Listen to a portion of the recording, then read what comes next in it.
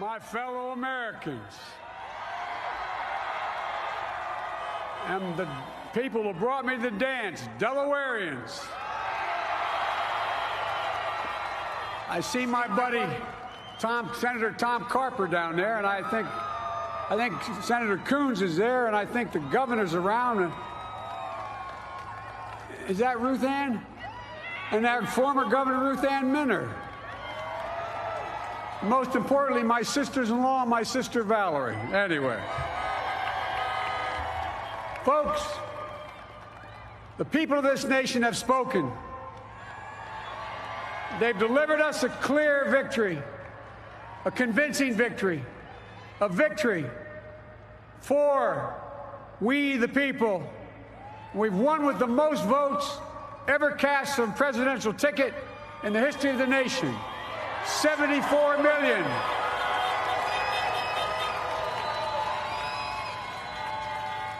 What I must admit has surprised me.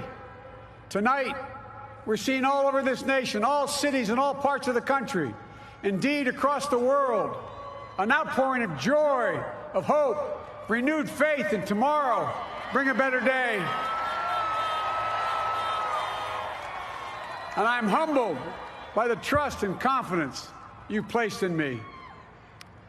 I pledge to be a president who seeks not to divide, but unify, who doesn't see red states and blue states, only sees the United States. And work with all my heart, with the confidence of the whole people, to win the confidence of all of you. And for that is what America, I believe, is about. It's about people. And that's what our administration will be all about. I sought this office to restore the soul of America, to rebuild the backbone of this nation, the middle class, and to make America respected around the world again, and to unite us here at home. It's the honor of my lifetime that so many millions of Americans have voted for that vision. And now, the work of making that vision is real. It's a task, the task of our time. Folks, as I said many times before, I'm Jill's husband. And I would not be here without her love and tireless support of Jill and my son Hunter and Ashley, my daughter, and all our grandchildren and their spouses and all our family. They're my heart. Jill's a mom, a military mom, an educator. And she has dedicated her life to education. But teaching isn't just what she does, it's who she is. For American educators, this is a great day for y'all. You're going to have one of your own in the White House. And Jill's going to make a great First Lady. I'm so proud of her.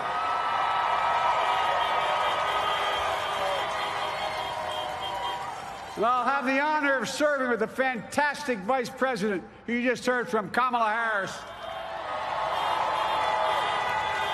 who makes history as the first woman, first black woman, the first woman from South Asian descent, the first daughter of an immigrant ever elected in this country. Don't tell me it's not possible in the United States. It's long overdue. And we're reminded tonight of those who fought so hard for so many years to make this happen. But once again, America's bent the arc of the moral universe more toward justice. Kamala, Doug, like it or not, your family, you become an honorary Biden, there's no way out. To all those of you who volunteered and worked the polls in the middle of this pandemic, local elected officials, you deserve a special thanks from the entire nation.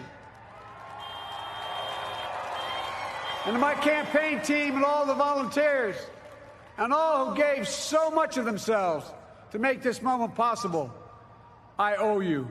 I owe you. I owe you everything. And to all those who supported us, I'm proud of the campaign we built and ran. I'm proud of the coalition we put together, the broadest and most diverse coalition in history. Democrats, Republicans, independents, progressives, moderates, conservatives, young, old, urban, suburban, rural, gay, straight, transgender, white, Latino, Asian, Native American.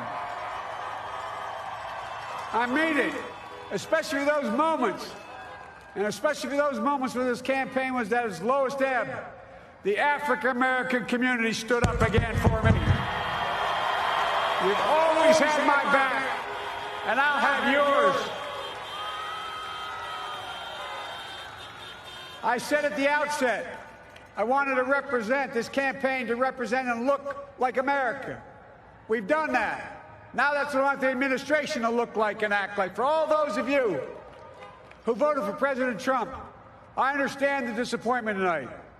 I've lost a couple times myself, but now let's give each other a chance. It's time to put away the harsh rhetoric, lower the temperature, see each other again, listen to each other again. And to make progress, we have to stop treating our opponents as our enemies. They are not our enemies. They are Americans. They're Americans. The Bible tells us, to everything there is a season, a time to build, a time to reap and a time to sow, and a time to heal. This is the time to heal in America.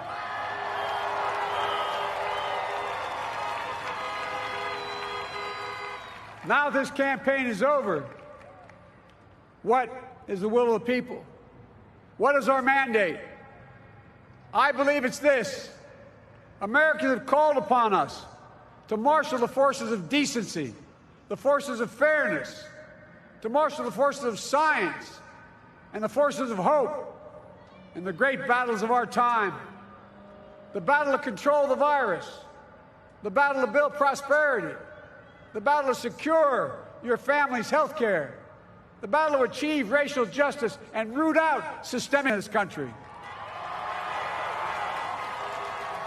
and the battle to save our planet by getting climate under control, the battle to restore decency, defend democracy, and give everybody in this country a fair shot. That's all they're asking for, a fair shot. Folks, our work begins with getting COVID under control. We cannot repair the economy, restore our vitality, or relish life's most precious moments, hugging our grandchildren, our children, our birthdays, weddings, graduations, all the moments that matter most to us, until we get it under control. On Monday, I will name a group of leading scientists and experts as transition advisors to help take the Biden-Harris COVID plan and convert it into an action blueprint that will start on January the 20th, 2021. That plan will be built on bedrock science. It will be constructed out of compassion, empathy, and concern. I will spare no effort, none, or any commitment to turn around this pandemic. Folks, I'm a proud Democrat, but I will govern as an American president. I'll work as hard for those who didn't vote for me as those who did. Let this grim era of demonization in America begin to end here and now.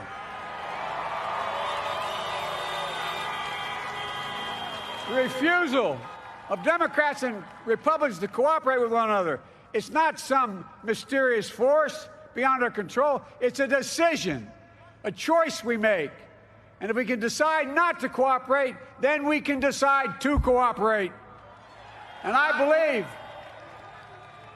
that this is part of the mandate given to us from the American people.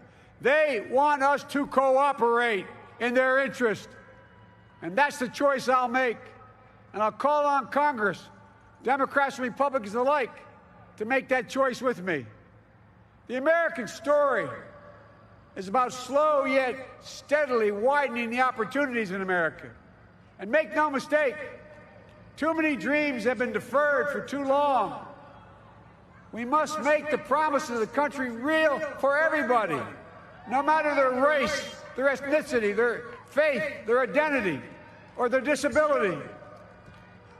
Folks, America has always been shaped by inflection points, by moments in time where we've made hard decisions about who we are and what we want to be.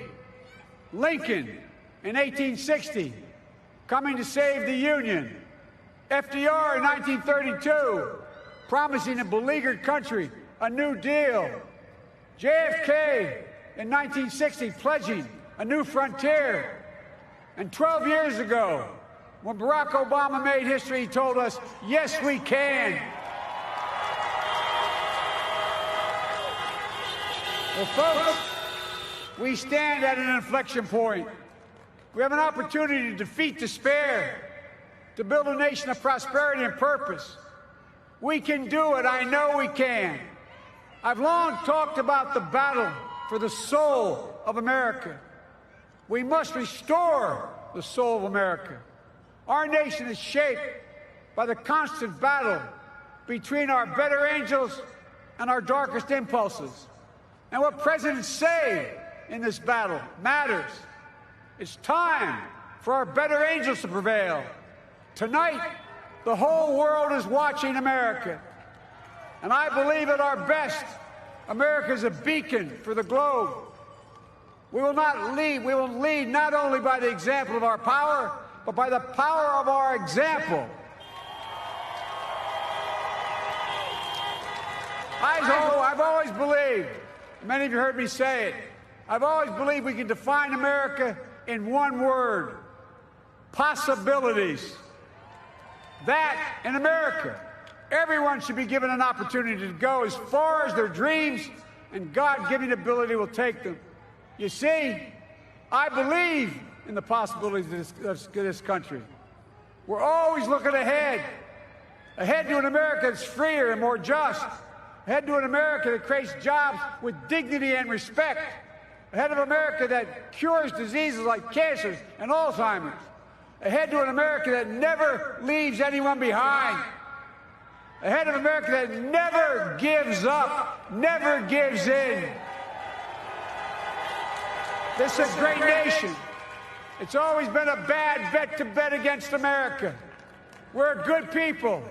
This is the United States of America, and there's never been anything we've been not able to do when we've done it together. Folks, in the last days of the campaign, I began thinking about a hymn that means a lot to me and my family, particularly my deceased son, Bo.